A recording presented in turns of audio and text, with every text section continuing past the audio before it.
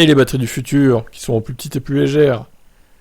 Alors, jusqu'à quel point elles seront plus petites et plus légères? Ça, c'est la question. Pour l'instant, on tend vers des batteries à plus grosse capacité, quand même. Et un poil plus légère. Le fait est que dans quelques années, s'il n'y a pas de mauvaise surprise, les stations de recharge seront répandues. Il y aura surtout une croissance des stations à charge rapide. Sur la base de cette prédiction, les fabricants de batteries cherchent à concevoir des batteries qui se rechargent extrêmement rapidement, nécessitant le même temps pour faire le plein d'essence. Pour atteindre ces objectifs, des matériaux tels que le silicium et combinés au carbone, au tungstène et au niobium sont déjà expérimentés.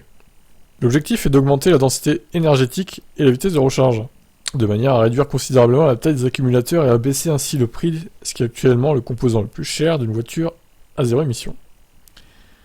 Alors, le monsieur chinois là, Sei Shivaredi, PDG de la startup Newbolt, qui étudie de nouveaux matériaux pour les anodes, a déclaré au départ les personnes qui achetaient une voiture électrique voulaient des batteries énormes et une grande autonomie, parce qu'elles pouvaient se le permettre. Mais à l'avenir, avec des packs de batteries plus petits, les prix vont beaucoup baisser, et nous pourrons donner à de nombreuses personnes la possibilité d'acheter une voiture à zéro émission. Ces automobilistes veulent une voiture abordable, qui peut se recharger en 5 minutes.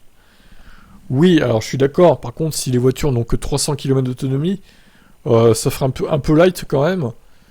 Moi, j'ai pas envie de passer mon temps à recharger ma voiture quand même. Hein. Parce qu'on peut vouloir faire genre 400 km d'une traite sans forcément recharger. Hein. Donc, bon. Alors après, ils vont peut-être travailler sur l'efficience aussi, je sais pas. Shivaredi a déclaré à Reuters, il a expliqué comment la Chine est très en retard sur ce point. Il s'agit du premier producteur mondial au monde. Producteur au monde, oui. Et avec des gens comme KTL et autres, il reste concentré sur la production traditionnelle de batteries. Non pas qu'elle n'étudie pas les nouvelles technologies, mais pour les véhicules électriques à bas prix, elle choisit encore des packs de batteries datées, aux performances modestes. Et oui, pas efficientes aussi. Hein. En Occident, les choses sont différentes. De nombreuses startups travaillent sur des accumulateurs de nouvelle génération et veulent dicter le rythme de changement. Outre Newbolt, il y a aussi par exemple Echion Technologies et Groupe 14 Technologies aux États-Unis, qui travaillent sur de nouveaux matériaux d'électrodes pour augmenter la vitesse de charge. L'entreprise israélienne Stardot et l'entreprise californienne Enevate font de même. Très bien. Eh ben, moi j'ai hâte de savoir à quoi ressemblera le monde des voitures électriques dans 5 ans par exemple.